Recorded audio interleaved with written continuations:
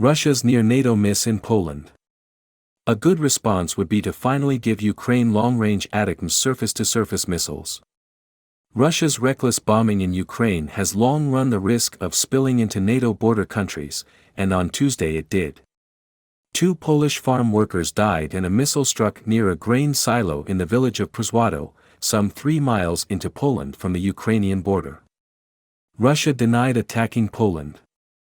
And on Wednesday NATO Secretary-General Jens Stoltenberg said he had no indication that the incident in Przewodów was a deliberate attack.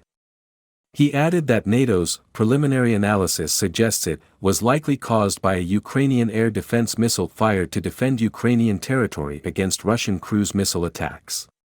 Ukrainian President Volodymyr Zelensky disputed that assessment Wednesday, saying he had no doubt that it was not our missile. Forensic analysts will have to determine where the munition originated and how it ended up in Poland.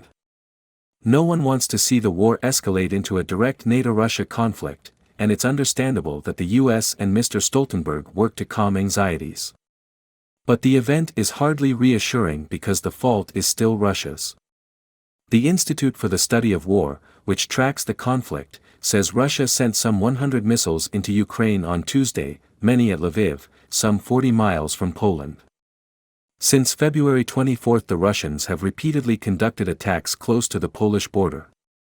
That includes a deadly missile strike in March on the Yavrov military training center in Ukraine, some 10 miles away from Poland. Russian munitions aren't famed for precision, so each such strike is a reckless act that runs the risk of hitting NATO territory. At a minimum, Poland is within its rights to invoke Article 4 of the NATO treaty.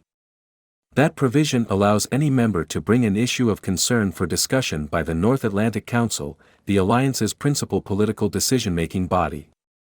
Poland may be under quiet diplomatic pressure not to do so because Western officials want to avoid stirring up public fear of a wider conflict. But some NATO response beyond loud sighs of relief are in order, lest Russia think collateral damage in Poland is no big deal. The episode is a reason for the US to send Ukraine the long-range ATACMS missiles that Kyiv has long requested and the Biden administration has been reluctant to supply. These can be fired from the 20 HIMARS systems already in the country and would give Ukraine's army better reach to strike Russian ammunition storage facilities, command posts and support areas.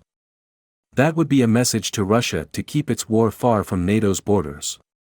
Don't even think about moving on one single inch of NATO territory, President Biden has repeatedly warned Mr. Putin. Mr. Stoltenberg has also promised to protect every inch of NATO territory. Mr. Putin will be watching to see if they meant it.